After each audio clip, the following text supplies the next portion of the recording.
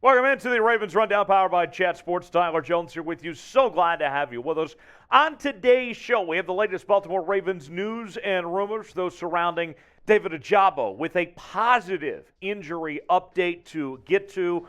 Also, we will touch on Lamar Jackson's chances to win the NFL's Most Valuable Player award. We'll get to all of that and more in just a few moments from right now. Before we do that, though, we need your help getting to 8,000 subscribers on the channel. And you may be wondering, why should I subscribe? Well, we cover the latest Baltimore Ravens news, rumors, trades, free agency, injury updates. Also, we had a watch party for the Saints game. And if you want more content, if you want us to do more shows and more watch parties, then we got to get more subscribers on the channel. So tell my bosses that you want more content from the Ravens Rundown by subscribing to the channel. We are getting oh so close. We need your help to get there, though. Subscribe now, youtube.com/RavensTV. Join the family, and you'll be glad you did. Let's begin today's show talking about David Ojabo. David Ojabo, much was made about him when he was drafted in the second round out of Michigan, and he got hurt, obviously, in his pro day as he was getting ready for the draft, and that's what caused the Ravens to be able to pick him when they did in the second round. He had a first-round grade coming out, and so people wonder what the status of Ojabo was necessarily going to be in 2022, if he would play at all, or if this would be a redshirt year of sorts. But it looks like Ojabo's on track to play relatively soon. Here's more from what John Harbaugh had to say about the latest with Ojabo. We realize there's going to be a ramping up, as you put it, for sure. He, David Ojabo, hasn't played. He wasn't in training camp at all. You look at Charlie Kolar, that's their rookie tight end that also was hurt and who hasn't played this year. The same way. Those guys haven't had any practice at all. So now they have. They got a week or two. We'll put them out there when we think they're ready and when they're needed. Of course, they're needed at any time when we feel they're ready to be successful, and that could be soon. They're available, so we'll see. So, to put that in a nutshell, to put that as simple as possible, when David Ojabo's ready to play, he'll play. And it sounds like everything is headed the right direction, that we should see him sooner rather than later. So that's a positive sign. But as I've said before, and I will reiterate once again, that there's no need to play him until he's fully ready to go when it comes to this injury. There's no rush out there. The Ravens find themselves in good shape where they're at with those linebackers. More on that here in just a second. But Ojabo, just a refresher, we mentioned a second-round pick, was an incredible talent last year, helping lead Michigan to the college football playoff and a Big Ten championship, as he was a first-team All-American and first-team All-Conference in the Big Ten last year.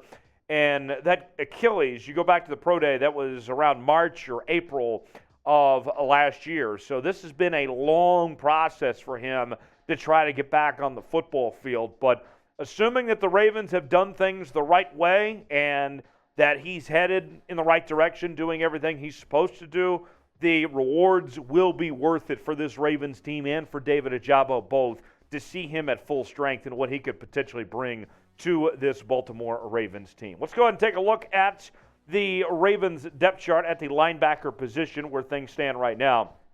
Jason Pierre-Paul, Roquan Smith, Patrick Queen, and Justin Houston leading the way in those linebacker positions. And you can see behind them Odafe Oweh, Josh Bynes, Malik Harrison, Tyus Bowser, and then there's that next group, Welch, Phillips, and Ojabo. And you brought back Justin Houston for this reason, because we didn't know when David Ojabo was going to be ready to go, and Houston has played so well that there's just no need to put Ojabo out there right away. When his time is ready, he'll be ready to go, and we'll see things from there. So will we see him play this season? I'm optimistic. I think we will. What say you, though? Let me know in the comment section. Type Y for yes, type in for no, if you think that David Ojabo will play this season. You might get an ad break. If so, take advantage of it and get your votes in. Let me know in the comment section if we will see David Ojabo this year. Y for yes, in for no. Let's talk about Lamar Jackson now. The Ravens quarterback has the fourth highest odds to win the MVP. It would be his second MVP award of his career. and he's got that Heisman Trophy at Louisville as well, so his trophy case could start to fill up here potentially. And you look at the odds, here's where they stand. We mentioned he's fourth. A distant fourth, though, with Patrick Mahomes, Jalen Hurts, and Josh Allen leading the way, but still certainly in contention here. And in a moment, I'm going to tell you what makes Lamar unique compared to these other guys when it comes to this MVP race. But before I explain where I'm at on this, what separates him from the others, if you want to bet on Lamar or any of those other quarterbacks, I won't hold it against you if you want to bet on one of those other guys. You can get your bets in at BetUS, chatsports.com/bet. Promo code CHAT125 for a 125% deposit bonus. You put $100 down, you get $125 to spend for free at chatsports.com/bet when you use the promo code CHAT125 at checkout. And so with that, when you see where the odds stack up, where the MVP race stands right now, what percentage chance would you give Lamar of winning that MVP? If you had to put a number on it, scale it for me 1 through 100 in the comment section where you would give Lamar a chance of winning the Most Valuable Player award here in 2022. So here's the difference between what Lamar is doing compared to the rest of the other guys for this MVP race. The truth of the matter is, Lamar's supporting cast is by far the worst of any of those guys that we mentioned there. Look, even with the Chiefs not having Tyreek Hill, Patrick Mahomes has a lot of talent around him. We know with Jalen Hurts of what they were able to bring in this past year with A.J. Brown and company, Josh Allen, of course, with Diggs, and the Ravens have been injury-riddled at the running back spot. The wide receiver position has dealt with a lot of injuries. Heck, even Mark Andrews has missed some time as of late. So to me, that's the difference. And here's the numbers for Lamar Jackson. Take this into account. If we want to talk about most valuable, where would the Ravens be without Lamar Jackson? It wouldn't be good. I can tell you that right now. The passing stats, 16 touchdowns, 6 interceptions, and he's done a better job of taking care of the football as of late, and it shows in that passer rating with a 93.7 passer rating. Rushing stats have been off the charts for Lamar Jackson. Over 7 yards a carry, 2 touchdown runs, but that's okay. I mean, I expected more, but the passing stats have probably been better than what we thought they would be this year. And then there's the PFF grades.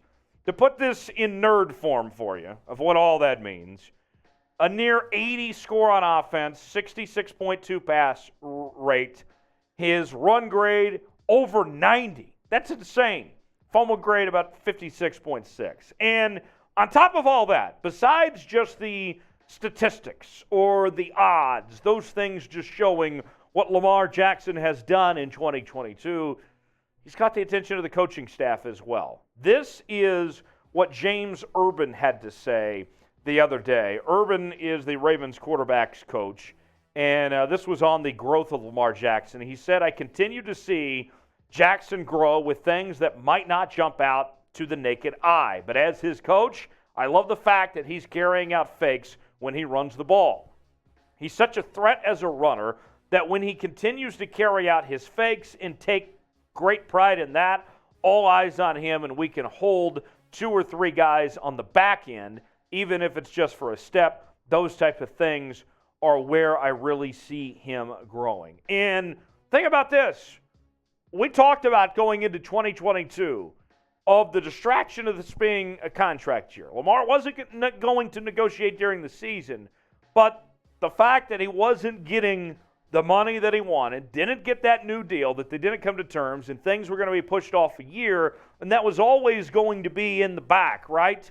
Always going to be like the monkey on his back or something lingering there. And it hasn't been an issue at all. It hasn't caused problems in the locker room or been a distraction of any sorts. Lamar has handled this with class. So not only has Lamar Jackson played at an elite level this year, but he's done so with his supporting cast, not great, and with this contract distraction or whatever you want to call it going on as well. Credit where credit's due. I think we need to show Lamar Jackson some love here on the channel for the season that he's having. So before we go today, I want you to show love for Lamar Jackson by spamming 8 in the chat if you love Lamar Jackson, if you're proud of what he's done for this Ravens team, to lead them where they're at, be in contention for the MVP race, and as far as they've come, leading the NFC North, spam 8 in the chat and show some love for Lamar that way. Before we go, as always, you can follow me on social media, Twitter, Instagram, Facebook, all of that at Tyler Jones Live. Talk about your Ravens on those social media platforms, and I'll see you next time right here on the Ravens Rundown. Have a great day.